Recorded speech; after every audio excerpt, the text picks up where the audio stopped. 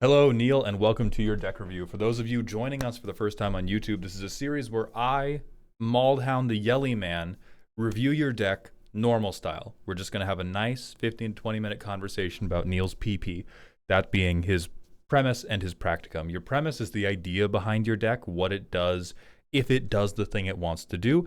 So we'll talk about, is that reasonable? Do I think you can do it in a fulfilling manner at the power level you want to be at? And then your practicum. This is the stuff you put in the deck. Does it help you get to that Christmas fairy tale land where you do the thing? So I've read the primer, but we're going to go through it again because it's a little bit lengthy.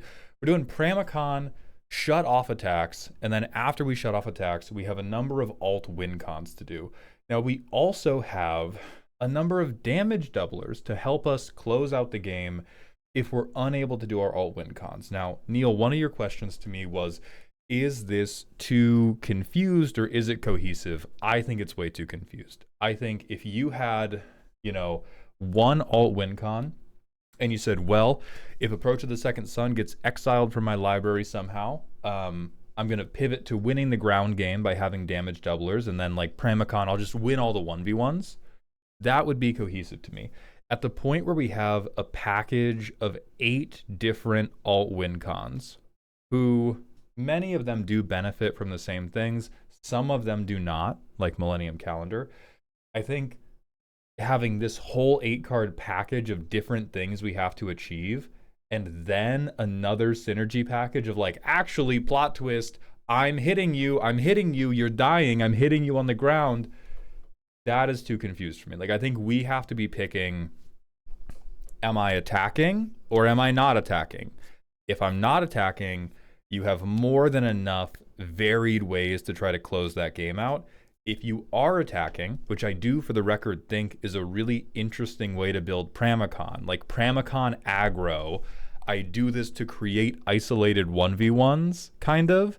That's very interesting to me. I do think that is a different deck. So I would pick your lane, and then after that, okay, Psych Rift, Grand Arbiter, Augustine, Drannith. We want people to hate us, cool. For your win cons, Angel of Destiny, great. Approach, great. Azor's Elocutors, fine, if we set up our Stax pieces. Celestial Convergence. I'm not totally in love with this. We have LifeGain. We don't have that much LifeGain. Right, our life tag is 6. I don't think we have very many tutors. Yeah, we don't appear to. Are these things, is Feast and Guide of Souls under? They are, yeah. So we don't have too many ways to gain life.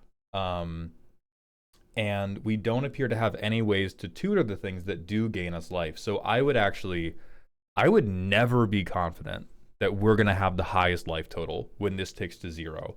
And not even because like, oh my god, there's a life gain deck at every table. I would like the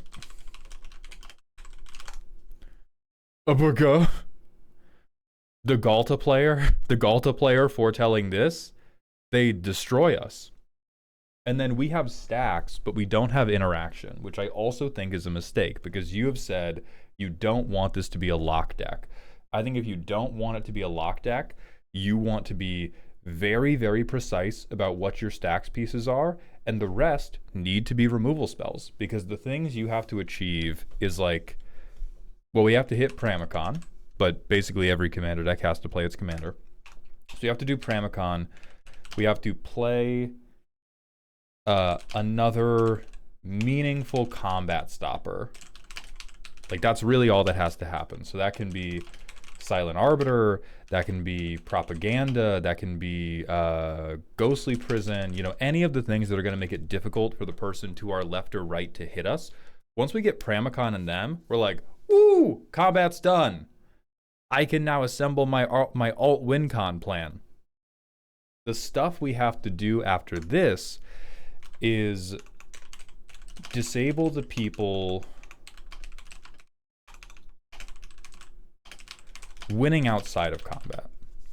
In bracket 4, you can stop a number of these wins with Stax. It's still very difficult. Stax is still one of the weaker archetypes. You typically end up throwing the game to a third player. But you can do things like, okay, well, Spirit of the Labyrinth. We can only draw one card each turn. You can't like wheel breach me.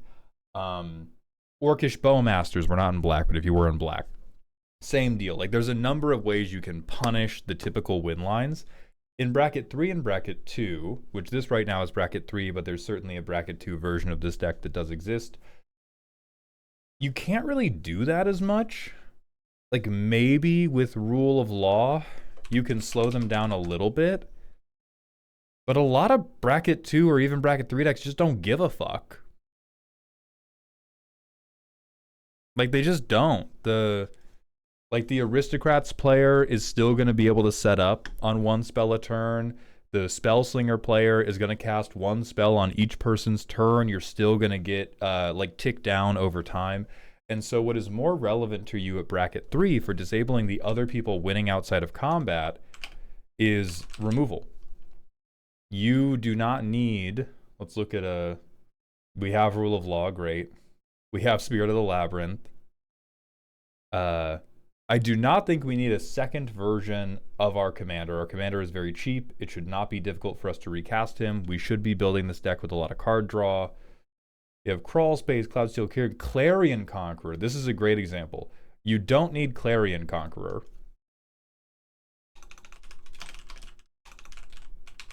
I hate to say it, but you need Swords to Plowshares. You need the card that's going to be like, oh shit, the Aristocrats player's stuck Sephiroth? Get him out of here. Get him out of here. My Stax is not going to handle that. You know, maybe there's like Rest in Peace. Could be a one-off thing. But for the most part, I think you need to transition this from imagining it as a like primary Stax deck to it has the minimum effective dose of Stax, and then it has a healthy amount of targeted removal so that after I control combat, I can look around the table and go, okay, I have the reins on combat. Who is going to win outside of combat? What is their most important permanent for them to win outside of combat? I'm getting rid of that. And then you tailor your removal to that. So you could be doing like Grasp of Fate. I only hit one player. You can do Council's Judgment. There's a million things that you can do. I think you seem to know Magic well enough that I don't think I have to just like shotgun individual pieces of removal at you. But the idea should be I need to be heavier on removal because most of this Stax is simply not going to matter. And then the other thing I would be doing, I don't think you keep all of these win cons. I especially don't think you keep Darksteel Reactor. I realize you want to have inevitability. 20 turns of inevitability when I see no way to proliferate, no way to put other charge counters on. Way too long, everybody's going to hate you. Test of Endurance is like fine. I do think you should be putting a tutor package in this deck. Azor's Elocutor, like 5 turns you don't damage me, sure. 20-toed Toad, don't love, because we have to get 20 or more cards. This is also like Millennium Calendar, Darksteel Reactor. It is inevitable, but like, I have a 16-turn clock on you is just so fucking rude to me. It's just so fucking rude and evil to me. Versus having more things that support Approach of the Second Sun, support Angel of Destiny, support getting to 50 life so that I can win with Test of Endurance. Like, I think you don't need... You looked at redundancy as how many different, unique ways can I win? And I would encourage you to look at redundancy as how many ways can I support the already varied win cons I have. So I would recommend cutting Convergence, Reactor, Calendar, Toad. Take these 4, Endurance, Elocutor's Approach, Angel, and support them better. Okay, Aetheric Amplifier is the thing in here meant to help the counter plan. Just cut it. You're not doing enough to do it seriously, so just don't do it in the first place. The rest of your mana section is all fine.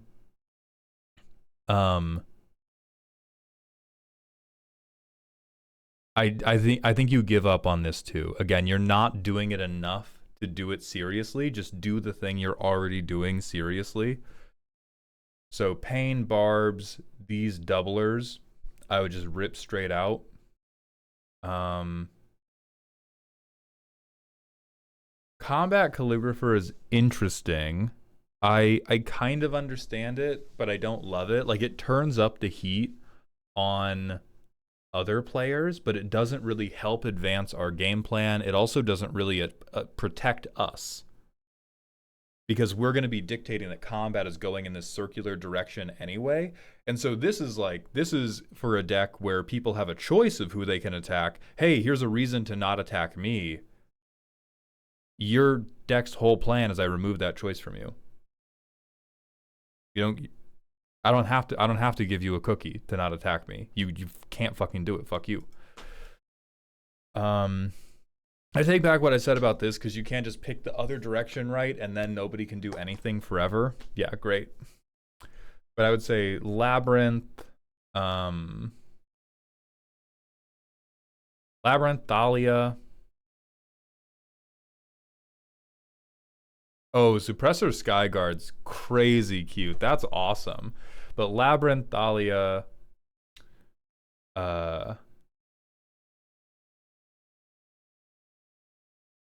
not totally sold on Runetail. I see what you're doing here. I do kind of like it. I again think we would rather gain control of combat and then blow up the non-combat win cons than we would deal with this. Like, we'd rather just play Stuffy Doll. Okay, I have one indestructible blocker that can kill you. Rule of Law, Reconnaissance. Again, pick your lane. Are you going to combat or aren't you? Peacekeeper's fine. Barrier's fine. Mother Giver Skrelv, I'm kind of... No, these are good commander protection. These are good commander protection. I'm fine with Fogbank. Gisela dies. I think Kieran dies. Conqueror dies. Chameel should die. Chameel is going to actively non-bow Approach of the Second Sun, even though it's a fun card. That feels really bad to me. That feels horrifying to me. Like, we can never, if we want to find and win with Approach of the Second Sun, which this deck should be really good at, we would be horrified to find Chameel. I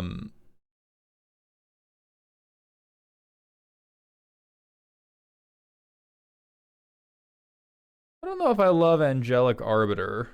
It's certainly not bad. It's cute. We're controlling combat. Adept Water Shaper I wouldn't do. I think this is, again, like, pick your lane. If you're not going to combat, don't go to combat. Gain control of it. And then Archon of Amiri is a pretty good card, but I don't think you need it. And I think all of these things could be like we don't even have Propaganda Ghostly Prison. That's insane to me. But so these could become Propaganda, Ghostly Prison. They could become what you are really lacking on, which is tutors for these things. So there are tutors like Starfield Shepherd. You have 1 million good one-drop creatures. You have Mother Giver Skrelv. You have Esper Sentinel. You have all of your Soul Wardens. Like, go get one of those.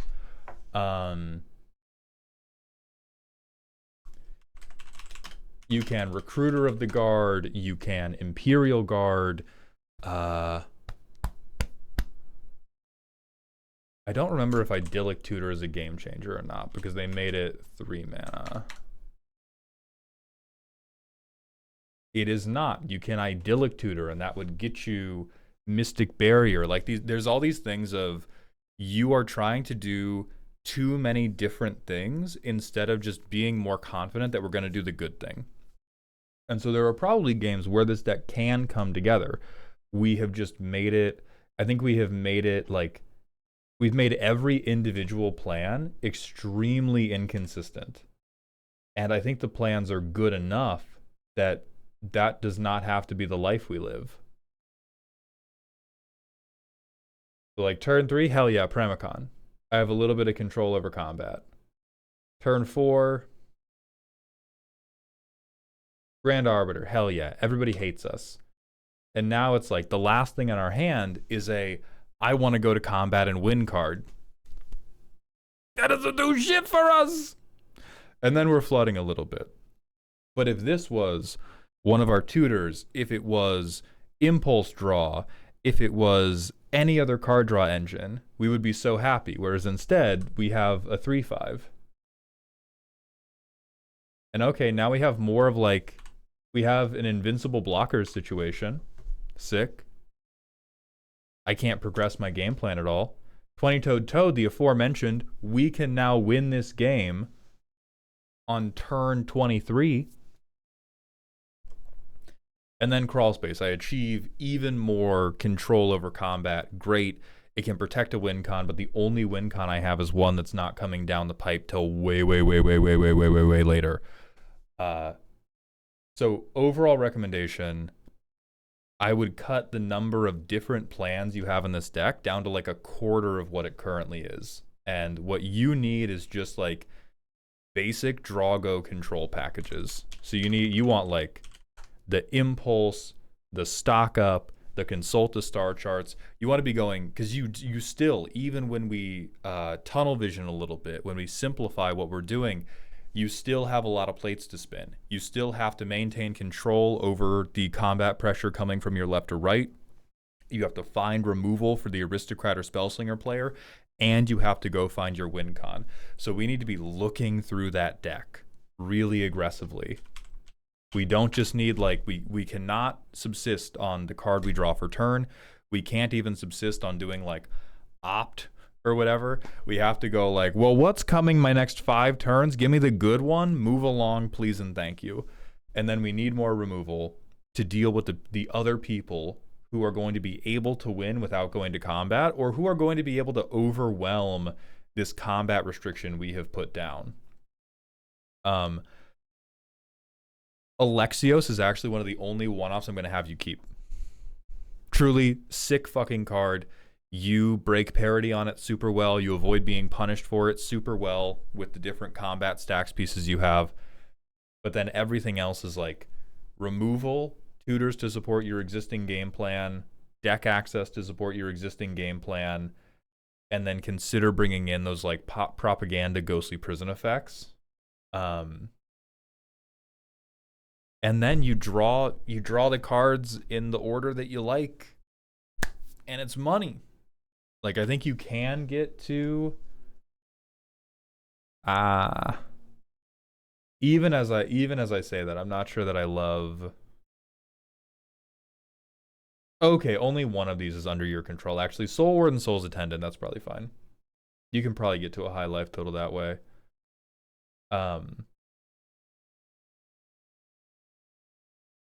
And then at minimum, you can begin putting together wins via Approach and Angel of Destiny, maybe even Azor's Elocutors. But yeah, we got way too much stuff going on. So for those of you in the comments, if you disagree, let me know where. If you have other hot cards that I'm missing for this, please let me know. And somebody go build that Pramicon aggro deck. I might even do it myself because that actually sounds really sick. But Neil, I hope this helps, and I hope you enjoyed.